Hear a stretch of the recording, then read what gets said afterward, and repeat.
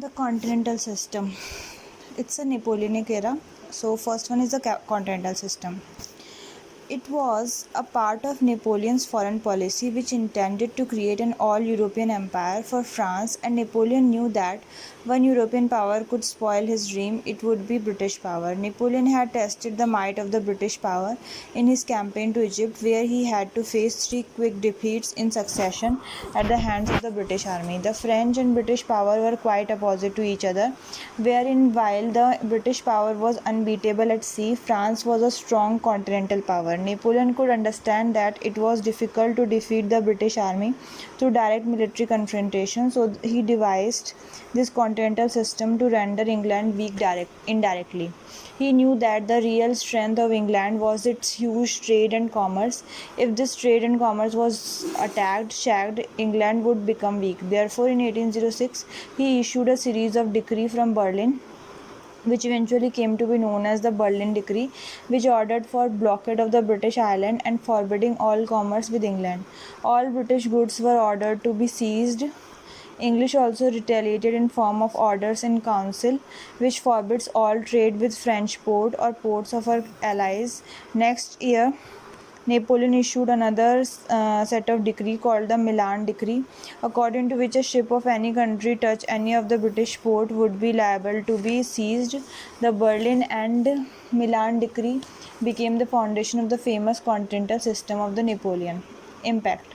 The continental system failed in achieving its objective. Although England's continental trade did suffer, gains from her colonial trade compensated to a great extent this loss, because the British Navy was the master of sea, so England would escape the full impact of continental blockade. On the other hand, while the French continental trade suffered disastrously, it had no colonies of the size of England, and it did not have a strong naval power as well.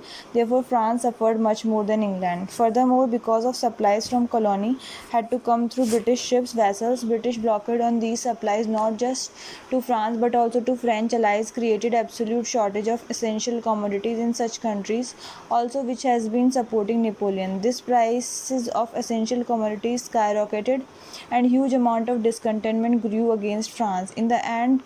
Convinced in the end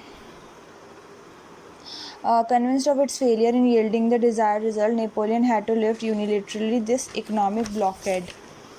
Now, the internal reforms by Napoleon. First, centralization of local government. Napoleon was against the basic concept of liberty and other democratic norms, as he believed that the notion of liberty so widely proclaimed during the French Revolution, the country was led to the chaos and disorder.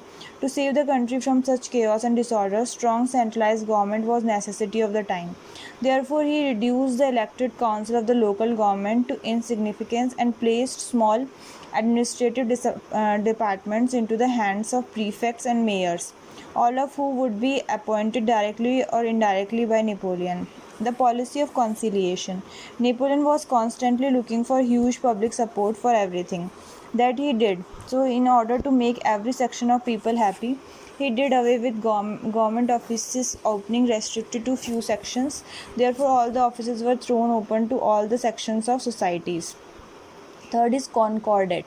This was an agreement between Pope and Napoleon. In this treaty, Catholicism was recognized as religion of the state. The Pope agreed to the right of Napoleon to confiscate any property of church anywhere in France, and the state in turn agreed to provide for basic maintenance of clergy of France.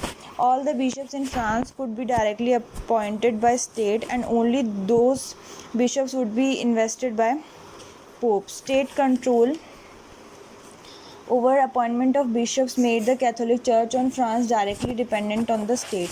Napoleon's Code. Prior to the introduction of Napoleon's Code, and more particularly during the pre-revolutionary France, there existed a huge variety and number of laws. Napoleon Code provided for French legal system with a common system of law which was clear, orderly and systematic. Its application throughout France uniformly made justice rapid, cheap and reliable. Other reforms. First, Napoleon founded the Bank of France. He made provisions for reorganization and improvement in the domain of school and higher education. Napoleon wanted to create a new class of aristocrats, all loyal to him. Therefore, he instituted a title Legion of Honor.